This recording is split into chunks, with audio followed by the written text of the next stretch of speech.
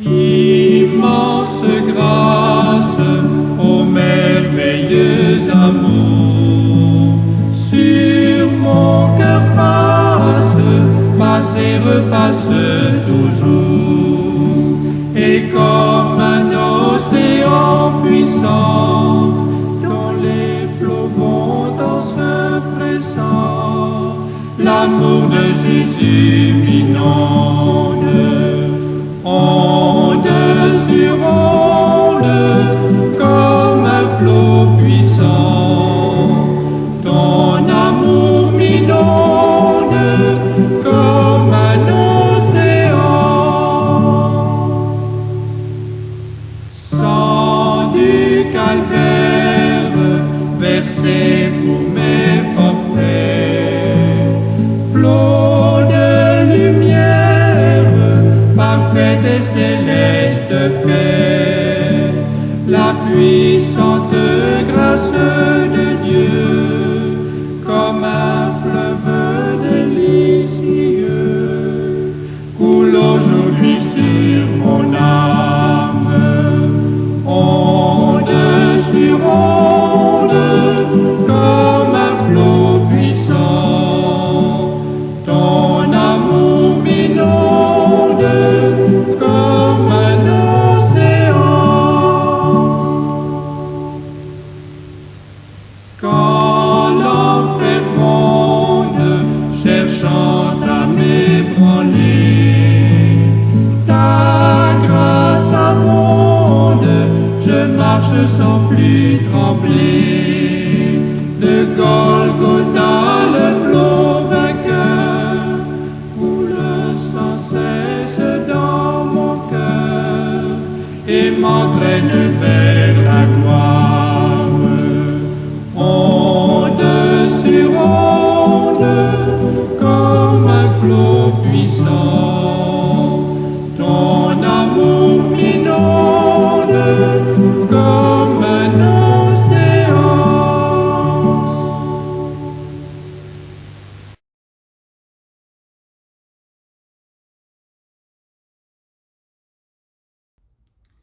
Éternel, notre grand Dieu et Père en Christ, merci pour cette nouvelle journée qui est devant nous. Merci infiniment, Papa, du fait que tu nous la donnes.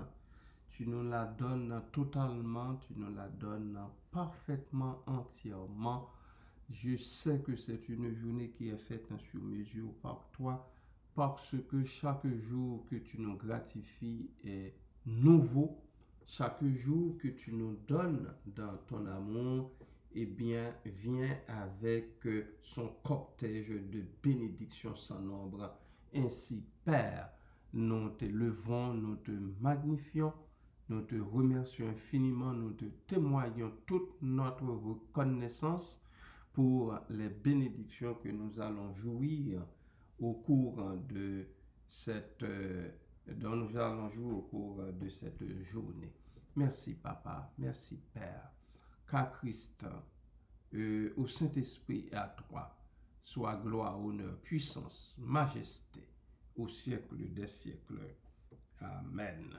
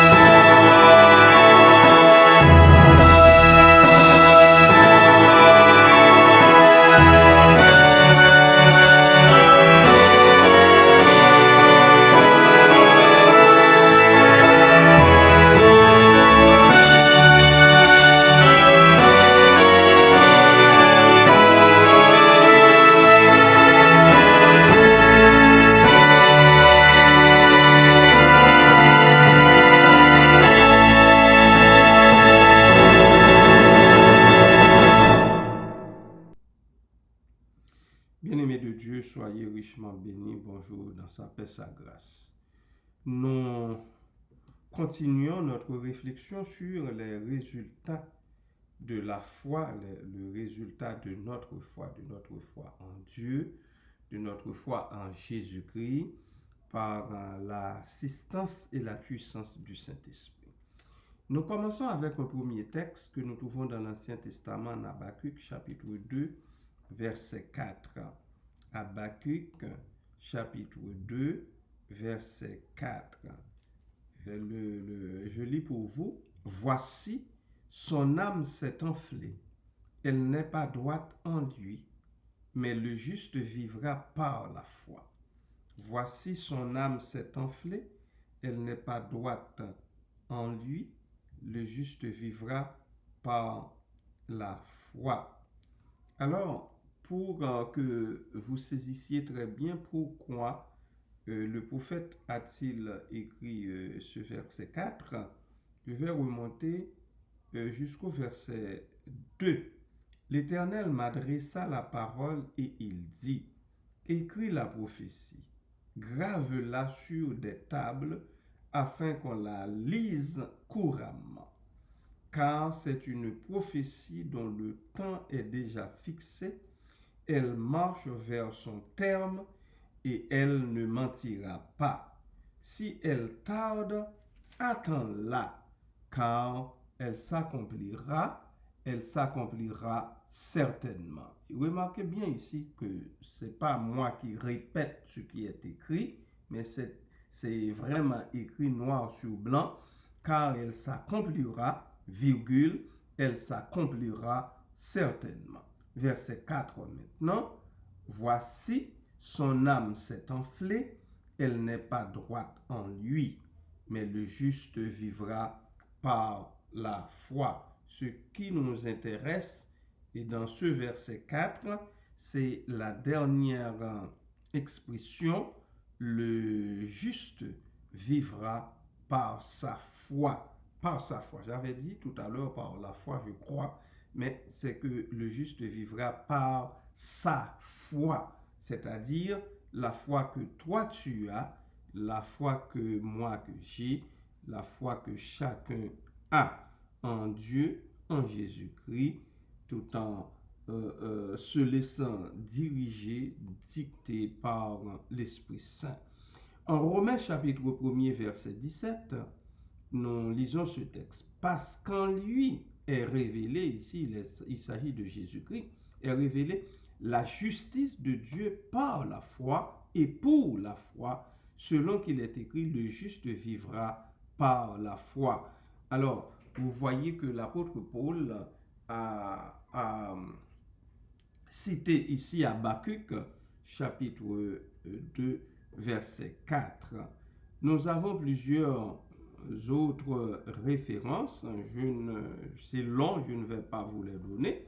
Mais rendons-nous en Romains chapitre 6, verset 8, puisque nous sommes en Romains.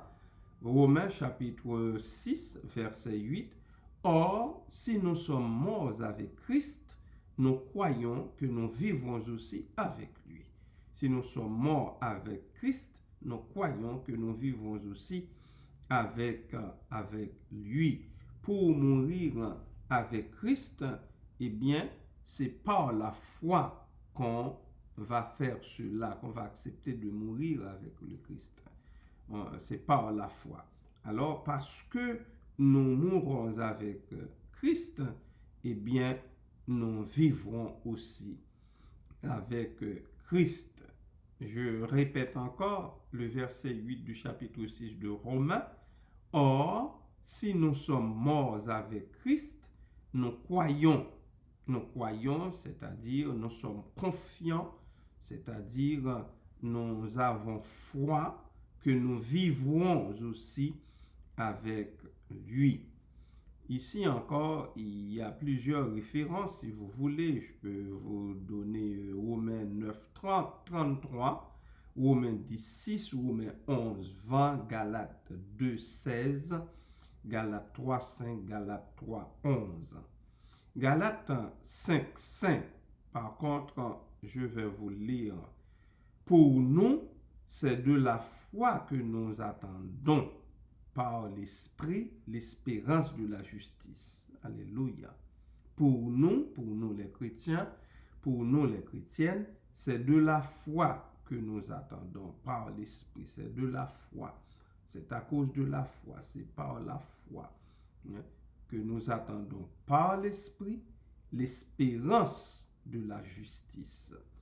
Souvent, moi je dis que notre justice ne viendra pas du monde. Notre justice n'est pas d'ici bas. Notre justice est de Dieu, vient de Dieu, vient du trône de Dieu. C'est lui le juste juge. C'est lui le juste juge. Il nous rendra certainement justice en son temps. Et parce que lui, il est juste, il n'est pas un Dieu injuste.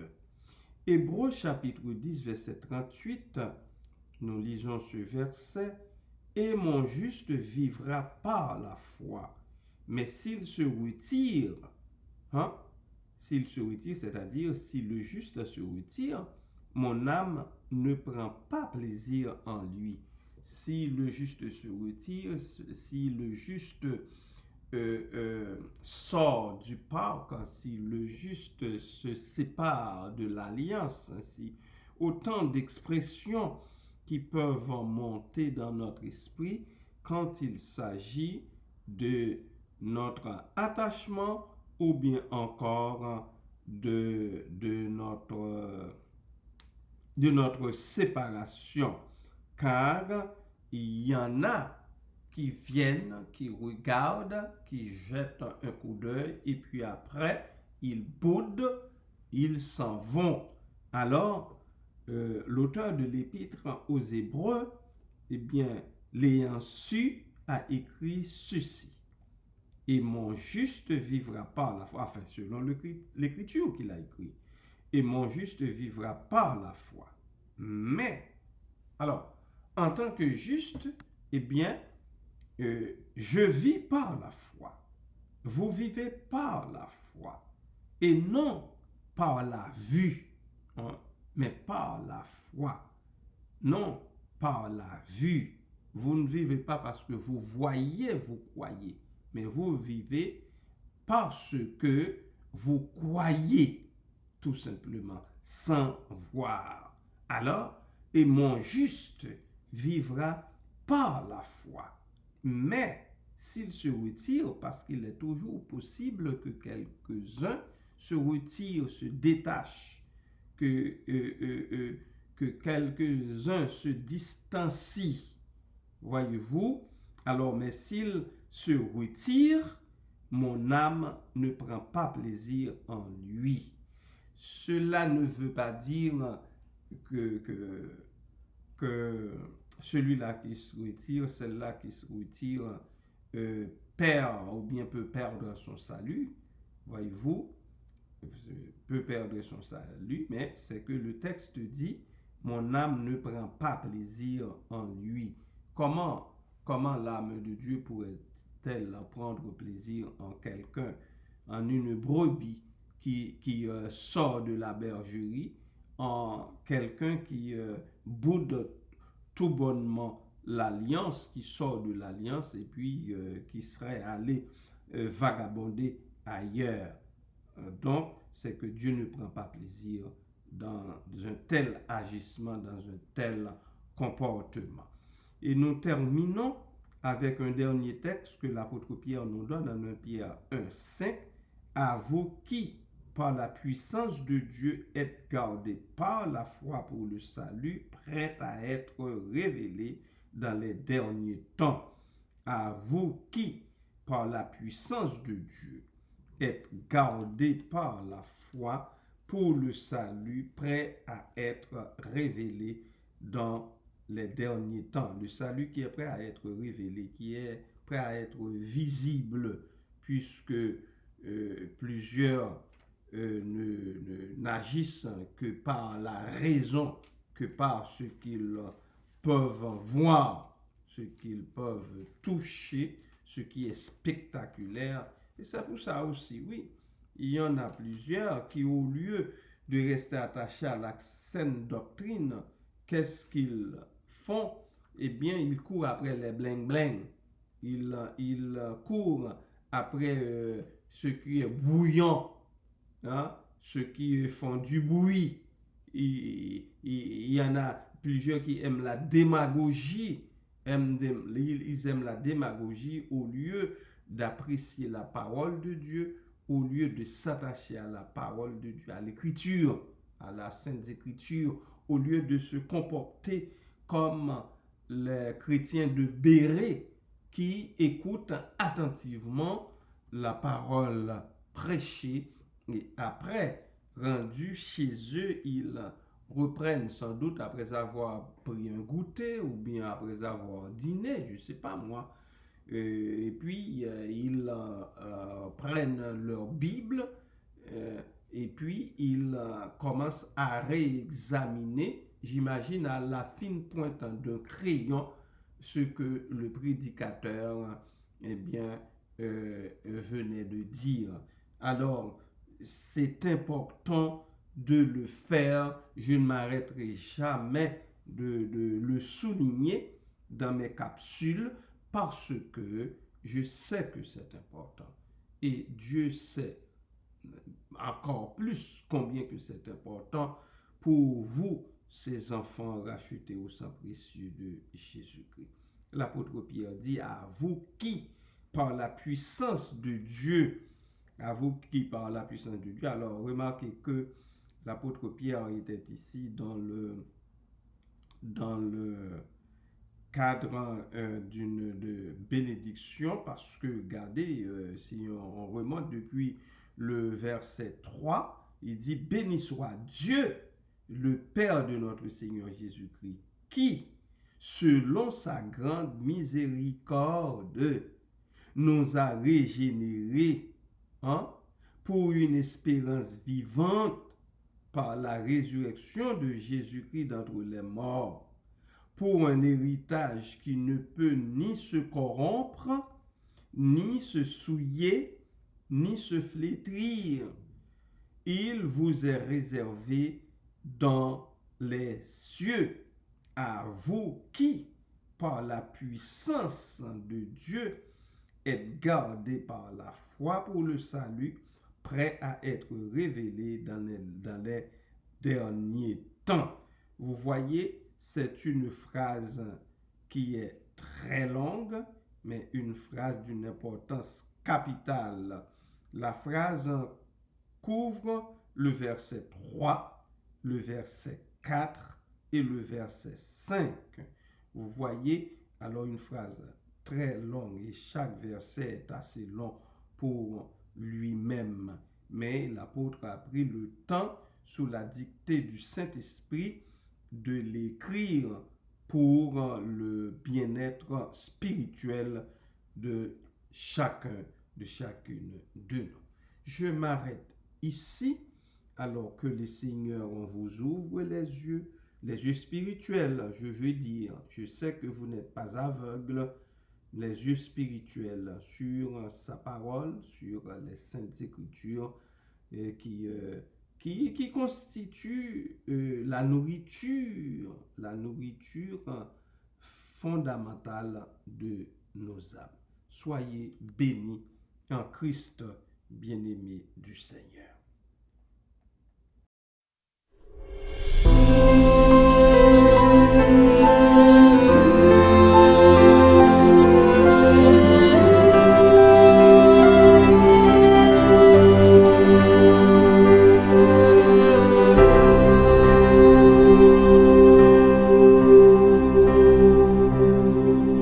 Seul face aux lions, aux hommes,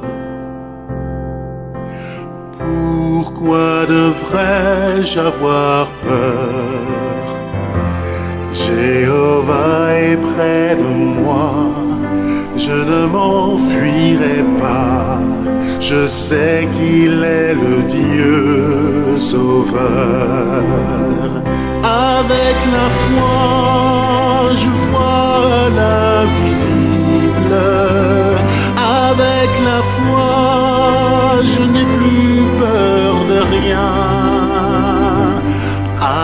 les yeux de la foi, je vois Jéhovah marcher près de moi jusqu'à la fin avec la foi.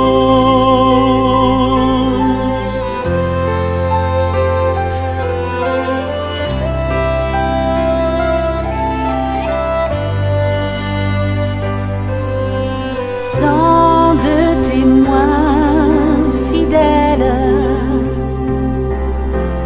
dont la foi n'a pas faibli auront la récompense de leur belle endurance. Dieu leur donnera la vie. Avec la foi, je vois l'invisible. Avec la foi, je n'ai plus peur de rien. Avec les yeux de la foi, je vois Jéhovah marcher près de moi jusqu'à la fin.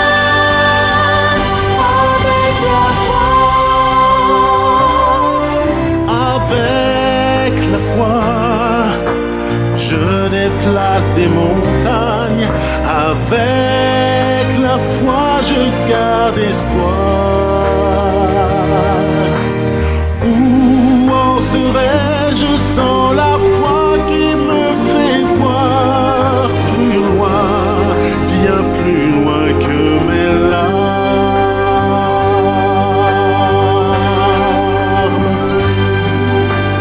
Je vois les joies promises,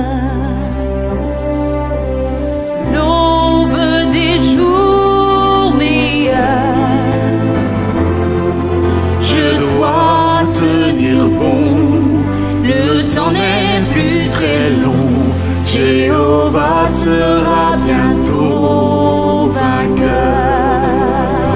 Avec la foi, je vois l'invisible. Avec la foi, je n'ai plus peur de rien.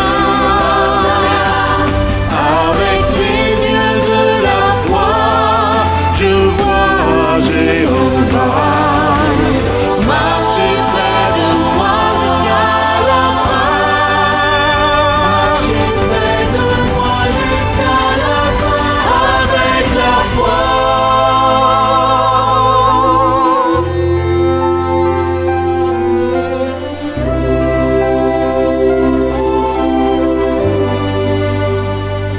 Avec la foi.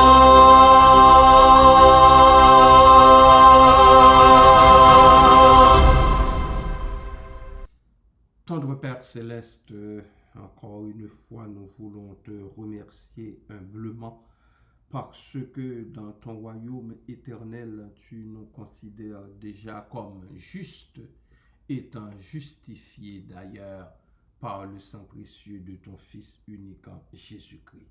Merci Père, parce que c'est toi qui alimentes notre foi. C'est toi, ô Dieu, qui fait en sorte que nous pouvons espérer en toi, espérer en ton amour, espérer en ta miséricorde, en tes compassions, espérer en Christ par la puissance du Saint-Esprit. Merci Seigneur, merci pour toutes tes œuvres, merci Papa, merci pour tous les moyens que tu mets à notre disposition afin que nous croyions, afin qu'au Dieu, nous espérions en ta bonté, en ta grande miséricorde, afin qu'au Dieu, nous restions dans ta bergerie au lieu d'aller vagabonder ailleurs. Merci Papa, merci pour la sécurité que tu nous donnes dans nos demeures respectives. Merci pour nos enfants gardés en classe dans la cour de leur école et dans la rue, dans l'autobus, partout où ils se retrouvent, et même lorsqu'ils sont dans le temple où nous nous réunissons pour t'offrir nos services d'adoration. Merci Seigneur. Merci pour toutes ces choses et pour toutes les autres choses, ô Dieu, que tu nous octroies et que nous ne citons pas. Merci Papa. Merci pour nos bien-aimés qui étaient malades et à qui tu as donné main et tu les as relevés. Et depuis, ils continuent de cheminer, de vaquer tout bonnement à leur occupation. Merci Seigneur. Merci pour cela. Merci pour les bien-aimés à qui tu donnes un emploi qui leur permet de gagner dignement leur vie, car c'est ta loi naturelle. Tu mangeras ton pain à la sueur de ton front. Merci pour cela, ô Dieu. Merci pour le pays aussi dans lequel tu nous mets. Merci de nous y accompagner. Merci, Seigneur, pour les portes qui sont ouvertes devant tes serviteurs et servantes. Seigneur, merci Papa. Merci pour tout. Merci pour les bien-aimés qui sont autour de nous, qui nous font de temps à autre un petit clin d'œil. Seigneur, qui nous donne une petite tape sur l'épaule, nous disant bon courage, amis, bon courage parce que bientôt, tous ensemble, nous allons cueillir les épis. Merci Père. Continue, ô Dieu, d'encourager ces bien-aimés qui ont appris à apprécier d'autres bien-aimés, qui ont appris à considérer les frères et les sœurs comme il se doit selon ta parole, qui ont appris à aimer les frères et les sœurs en toi. Merci Seigneur. Merci Papa. À toi, ô Dieu le Père, à toi, Dieu le Fils, à toi, Dieu le Saint-Esprit, qui nous anime, qui est là pour notre consolation, soit tout honneur, toute gloire au siècle des siècles. Amen. Amen.